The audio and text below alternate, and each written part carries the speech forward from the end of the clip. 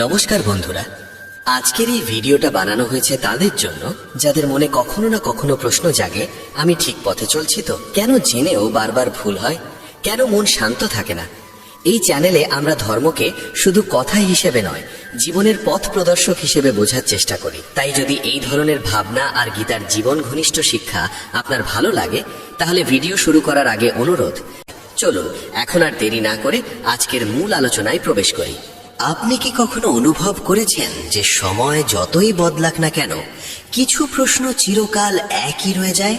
হাজার হাজার বছর আগে এক যুদ্ধভূমিতে উচ্চারিত এমন কোনো জ্ঞান আজও এই ছুটে চলা ক্লান্ত পৃথিবীতে অবসন্ন মনকে আশ্রয় দেয়।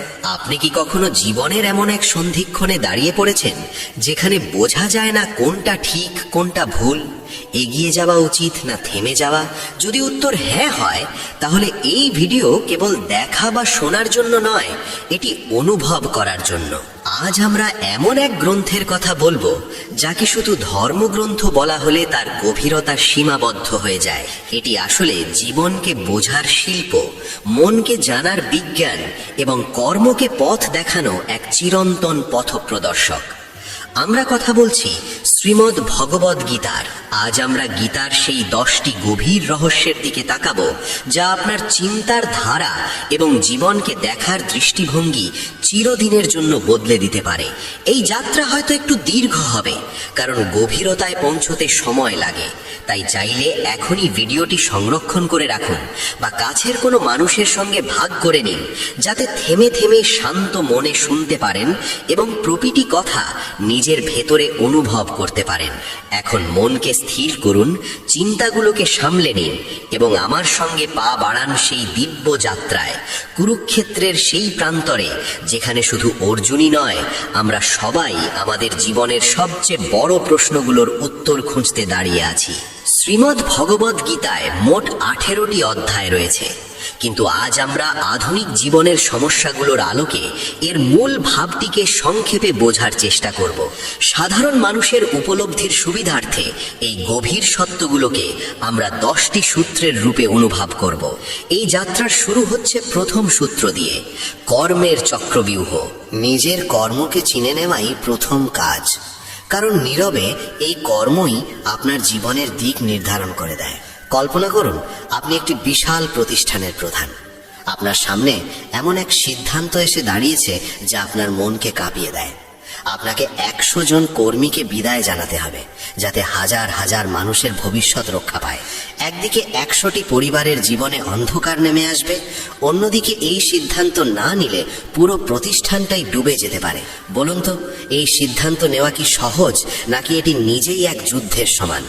আপনার ভেতরে প্রশ্নের ঝড় উঠবে। আমার ধর্ম কি, আমার দায়িত্ব কি, আর আমার কর্মটাই বাকি? এই অন্তর্দ্বন্দ্ব, এই মানসিক সংঘাত আজ থেকে হাজার বছর আগেও কুরুক্ষেত্রের মাটিতে অর্জুনের মনে চলছিল। তার সামনে শত্রু ছিল না, ছিল তার নিজের মানুষ, গুরু, ভাই, পিতামহ, আর তাদের দিকেই অস্ত্র তুলতে হবে। অর্জুনের মন টলে গেল, হাত কেঁপে উঠল, গান্ডীব ধনুক আঙুল থেকে সরে গেল। তিনি বললেন, হে কৃষ্ণ, আমি এই যুদ্ধ করতে পারবো না। নিজের মানুষদের হত্যা করে রাজ্যের সুখ ভোগ করা আমার কাছে পাপের সমান। ঠিক সেই মুহূর্ত থেকেই জন্ম নেয় এমন এক জ্ঞান, যা কোনো মন্দিরে নয়, কোনো আশ্রমে নয়, বরং জীবনের সবচেয়ে কঠিন পরীক্ষার মাঝখানেই অবতীর্ণ হয়েছিল। সেখান থেকেই শুরু হয় শ্রীমদ্ ভগবদ গীতার অমর বাণী। শ্রীকৃষ্ণ অর্জুনকে প্রথম যে সত্যটি বোঝান তা হলো কর্মের রহস্য। আমরা সবাই শুনেছি, যেমন কর্ম তেমন ফল। কিন্তু গীতা এখানেই থেমে যায় না, এটি আরো গভীরে নিয়ে যায়। কৃষ্ণ বলেন, কর্ম শুধু হাত দিয়ে করা কাজ নয়। আপনি যা ভাবেন সেটিও কর্ম, আপনি যা বলেন সেটিও কর্ম। এমনকি সবচেয়ে বিস্ময়কর সত্যটি হলো, কিছু না করাও এক ধরনের কর্ম, যাকে গীতা বলে অকর্ম। অর্থাৎ আপনি চাইলে বা না চাইলে কর্মের চক্র থেকে মুক্তি নেই। যখন অর্জুন বলেন তিনি যুদ্ধ করবেন না, বনবাসে গিয়ে সন্ন্যাস নেবেন, তখন কৃষ্ণ তাকে বোঝান সেটিও এক ধরনের কর্ম, পালিয়ে যাওয়ার কর্ম। প্রতিটি মুহূর্তে, প্রতিটি শ্বাসে মানুষ কোনো না কোনো কর্ম করে চলেছে। এই মুহূর্তে আপনি যেই কথা শুনছেন, এটিও আপনার কর্ম। এর ফলও হবে, হয়তো এক নতুন উপলব্ধি, হয়তো জীবনের পথে এক ইতিবাচক মোড়। তাই গীতা প্রথমেই শেখায় মানুষ কর্ম করতেই জন্মায়, কর্ম থেকে পালানোর কোনো উপায় নেই। এখন প্রশ্ন ওঠে, কর্ম যদি করতেই হয় তবে কর্ম আসলে কি? এখান থেকেই গীতা আমাদের নিয়ে যায় কর্মের তিনটি গভীর রূপের দিকে। গীতা মূলত তিন ধরনের কর্মের কথা বলে। প্রথমটি হলো সেই কর্ম যা শাস্ত্র এবং ধর্ম অনুযায়ী আমাদের করা উচিত, যেমন একজন সৈনিকের দায়িত্ব দেশের রক্ষা করা, একজন চিকিৎসকের দায়িত্ব রোগীর সেবা করা, একজন শিক্ষার্থীর দায়িত্ব মন দিয়ে শিক্ষা গ্রহণ করা।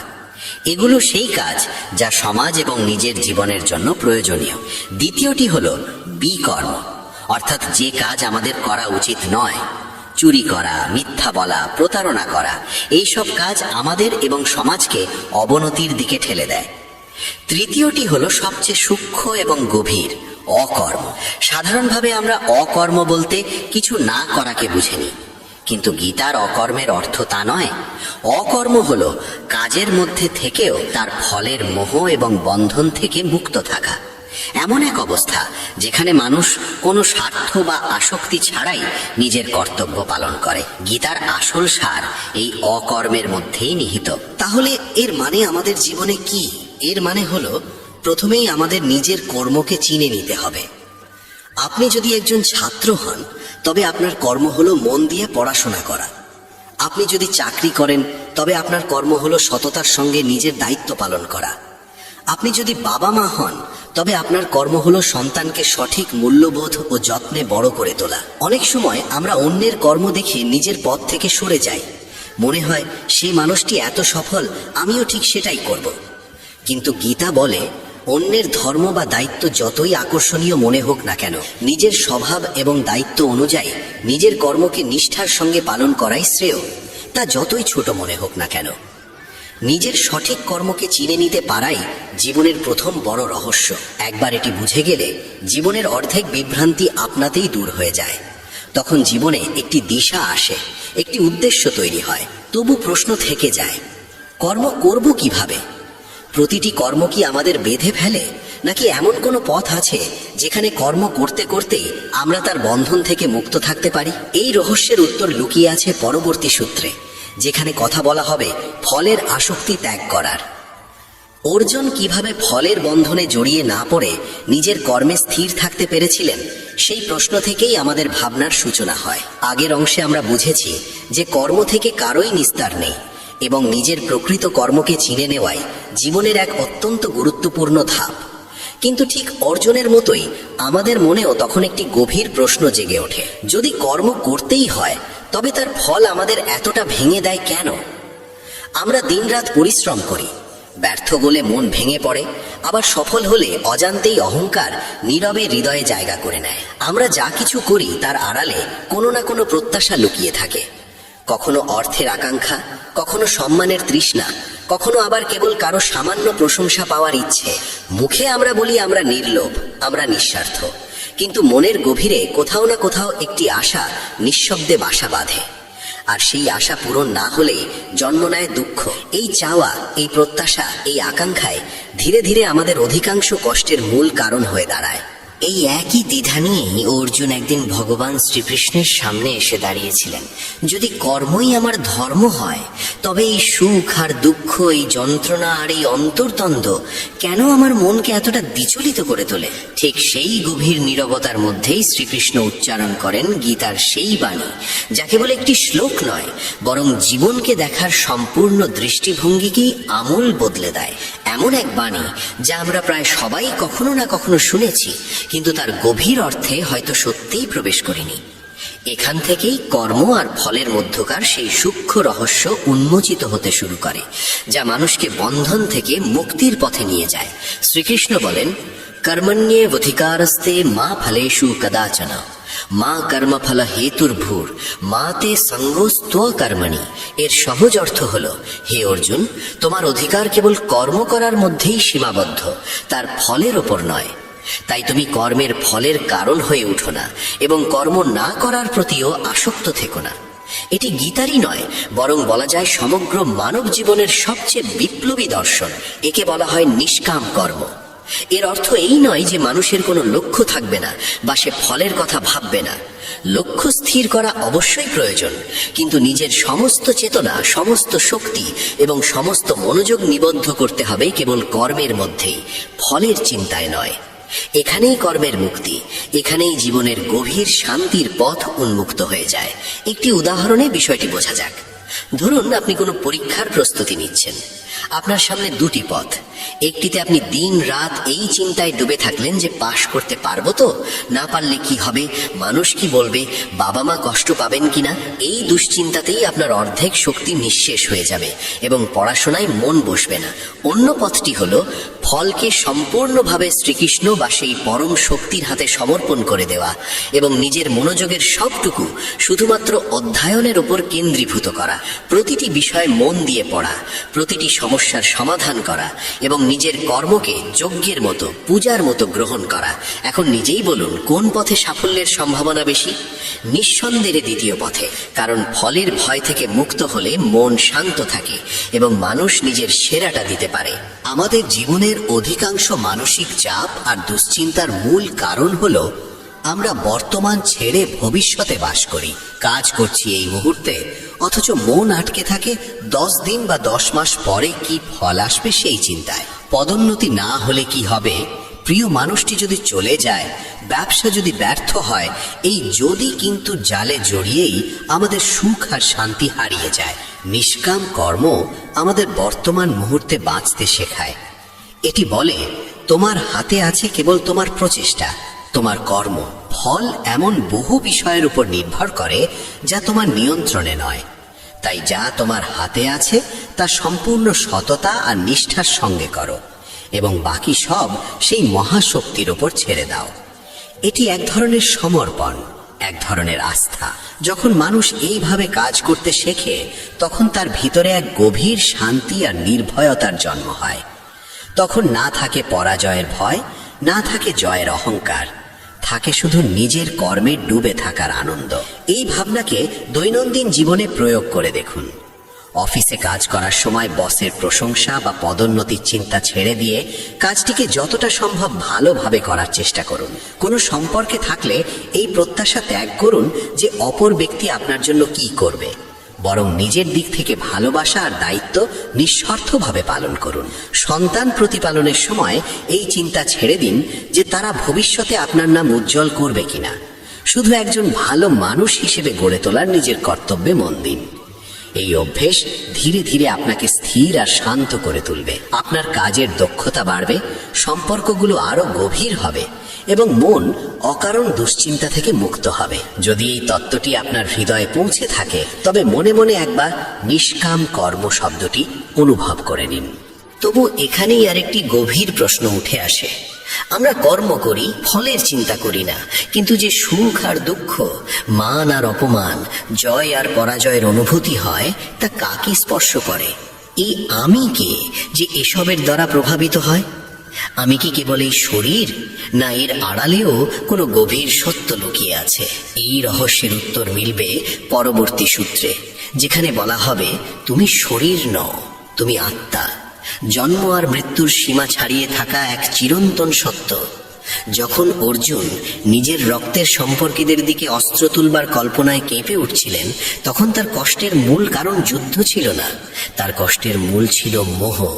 তার মনে হচ্ছিল তিনি ভীষ্ম পিতামহকে হত্যা করবেন, তার বাণ দ্রোণাচার্যের শরীর ভেদ করবে। তার চোখে তখন কেবল দেহই দৃশ্যমান ছিল, মাংস, অস্থি আর রক্ত।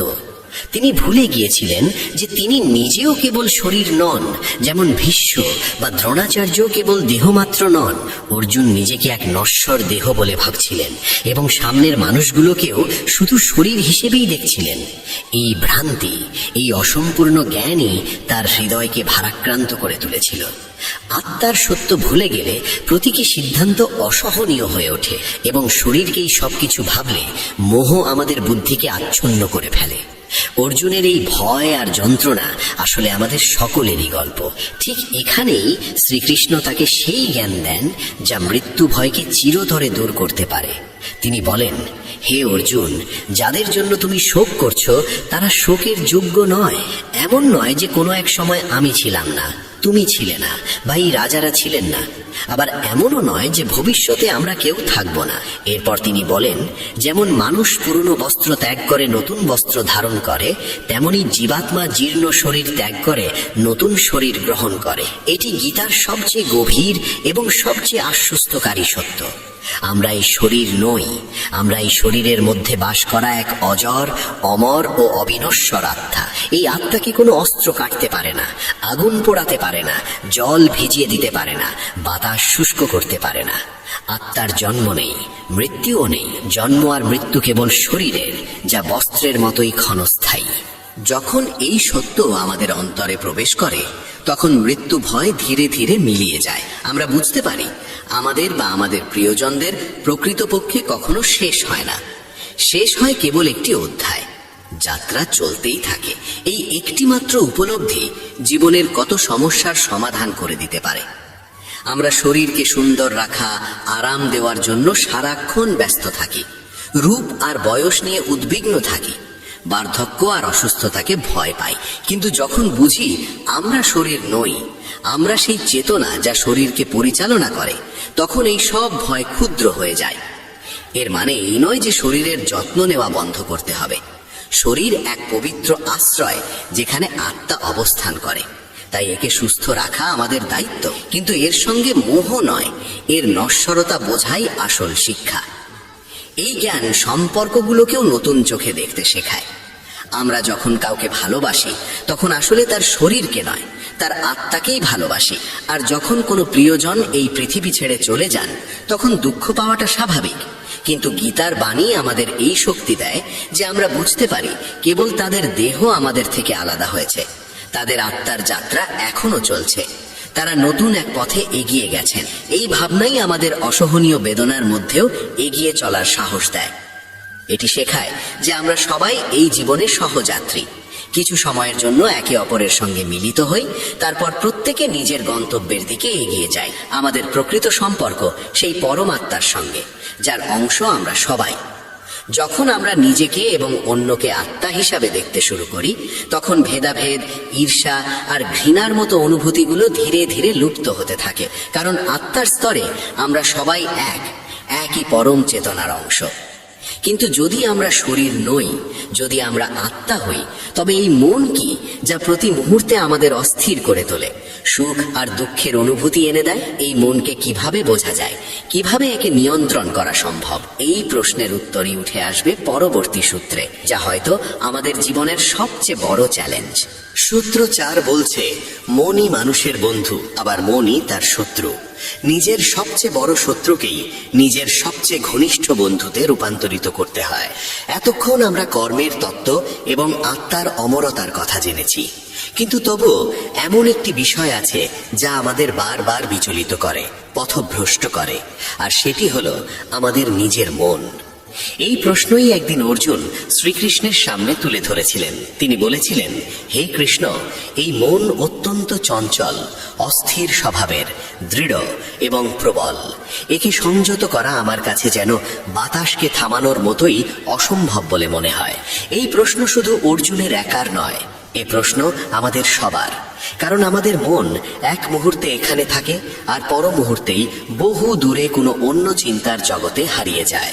কখনো সে অতীতের স্মৃতিতে ডুবে অনুশোচনায় ভোগে, কখনো আবার অনিশ্চিত ভবিষ্যতের আশঙ্কায় অস্থির হয়ে ওঠে। এই মন আমাদের বর্তমানের মধ্যে স্থির থাকতে দেয় না। এই মনই আমাদের ক্রোধ, লোভ, মোহ আর ঈর্ষার মতো আবেগে জড়িয়ে ফেলে। অথচ এই মনই যদি শান্ত ও সংযত হয়, তবে আমাদের পরম আনন্দের স্বাদও এনে দিতে পারে। ভগবান শ্রীকৃষ্ণ অর্জুনের কথার সঙ্গে একমত হয়ে বলেন, নিঃসন্দেহে হে মহাবাহু, মন অত্যন্ত চঞ্চল এবং তাকে দমন করা কঠিন। কিন্তু হে কুন্তিপুত্র, অনুশীলন ও বৈরাগ্যের মাধ্যমে একে বশে আনা সম্ভব। এই কথার মধ্যেই কৃষ্ণ মনকে জয় করার দুটি প্রধান উপায় আমাদের সামনে তুলে ধরেন। একটি হলো অভ্যাস, অন্যটি বৈরাগ্য। অভ্যাস মানে বারবার চেষ্টা করে যাওয়া। মন যখন অপ্রয়োজনীয় কিংবা নেতিবাচক চিন্তায় ছুটে যায়, তখন তাকে ধীরে ধীরে শুভ ও কল্যাণকর ভাবনায় ফিরিয়ে আনার প্রয়াস। যেমন ধ্যানের সময় মন নানা দিকে ছুটে যায়, তখন বিরক্ত না হয়ে নিজেকে দোষ না দিয়ে স্নেহের সঙ্গে তাকে আবার শ্বাসের প্রবাহ কিংবা ধ্যানের বিষয়ের দিকে ফিরিয়ে আনা। এটি একদিনে হয় না, এতে মাসের পর মাস, কখনো বছরের পর বছর লেগে যেতে পারে। যেমন এক বন্য ঘোড়াকে প্রশিক্ষণ দিতে সময় ও ধৈর্য লাগে, তেমনি মনকে সাধন করতেও অবিচল অধ্যাবসায় দরকার। দ্বিতীয় উপায় হলো বৈরাগ্য।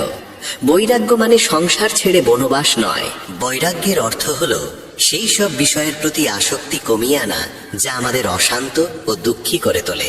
এই জগৎ, এই সম্পর্ক আমাদের ক্ষণিকের সুখ দেয়, আবার দুঃখও দেয়। বৈরাগ্য মানে এই সবের মাঝেই থেকেও মনের ভিতরে অনাসক্ত থাকা, এই বোধে স্থির হওয়া যে কোনো বাহ্য বস্তু বা ব্যক্তি আমাদের স্থায়ী সুখ দিতে পারে না। প্রকৃত শান্তি ও আনন্দের উৎস আমাদের অন্তরের মধ্যেই নিহিত। ধীরে ধীরে যখন মন এই সত্যকে গ্রহণ করতে শেখে, তখন বাইরের জিনিসের উপর নির্ভরতা কমে আসে। তখন আর কারো প্রশংসায় আমরা অতিরিক্ত উচ্ছ্বসিত হই না, আবার কারো নিন্দায় গভীরভাবে ভেঙেও পড়ি না। জীবনে এক ধরনের সমতা ও ভারসাম্য তৈরি হয়। গীতা বলে, উদ্ধরেদ আত্মান আত্মানাং ন আত্মানাম অবসাদয়েত, আত্মাইব হিয় আত্মানো বন্ধুর আত্মাইব রিপুর আত্মানাহা। অর্থাৎ মানুষকে নিজের দ্বারাই নিজের উন্নতি সাধন করতে হবে, নিজেকে অবনমিত করা উচিত নয়। কারণ মানুষ নিজেই নিজের বন্ধু, আবার নিজেই নিজের শত্রু। যে ব্যক্তি মনকে জয় করতে পারে, তার মনই হয়ে ওঠে তার শ্রেষ্ঠ বন্ধু। আর যে মনকে নিয়ন্ত্রণে রাখতে পারে না, তার সেই মনই শত্রুর মতো আচরণ করে। ভাবুন তো, কত গভীর সত্য এই কথার মধ্যে লুকিয়ে আছে। আপনার সবচেয়ে বড় বন্ধু এবং সবচেয়ে বড় শত্রু আসলে অন্য কেউ নয়, আপনার নিজের মন। আপনি যদি তাকে সাধন করতে পারেন, তবে সে আপনাকে জীবনের প্রতিটি কঠিন পরিস্থিতি পার করিয়ে দেবে। আর যদি সে আপনার নিয়ন্ত্রণের বাইরে থাকে, তবে সমস্ত সুযোগ সুবিধার মধ্যেও জীবনকে নরকের মতো করে তুলতে পারে। আজকের পৃথিবীতে অসংখ্য মানুষ উদ্বেগ আর বিষণ্ণতায় ভুগছেন, যার মূল কারণ এই অশাসিত মন। তাই মনকে বশে আনা, তার উপর জয়লাভ করাই হওয়া উচিত আমাদের জীবনের অন্যতম প্রধান সাধনা। ধ্যান, প্রাণায়াম, উত্তম গ্রন্থের অধ্যয়ন, সাধুসঙ্গ, এগুলি সবই মনকে সংযত করার পথ। কিন্তু প্রশ্ন আসে, এই মন কখনো সাত্ত্বিক, কখনো রাজসিক, আবার কখনো তামসিক হয়ে ওঠে কেন? আমাদের অনুভূতি আর অভ্যেসের জন্মই বা হয় কিভাবে? এর পেছনে কাজ করে কোন শক্তিগুলি? এই গভীর রহস্যের উত্তর আমরা পাই গীতার পরবর্তী শিক্ষায়। সূত্র সংখ্যা 5, 3 গুণের লীলা। জানুন আপনার আবেগ ও অভ্যাসের উৎস কোথায়।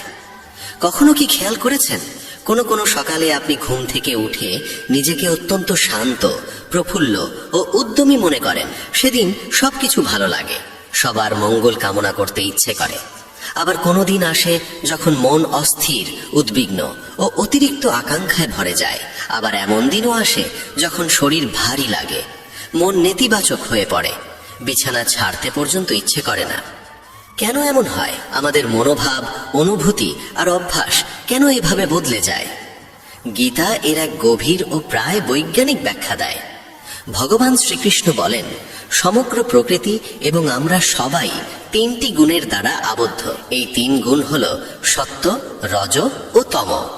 প্রথমটি সত্যগুণ। সত্য মানে পবিত্রতা, ভারসাম্য, জ্ঞান ও প্রশান্তি। যখন সত্যগুণ প্রবল থাকে, তখন মন শান্ত হয়, জ্ঞানের প্রতি আকর্ষণ জন্মায়, হৃদয়ে করুণা ও দয়ার ভাব জাগে।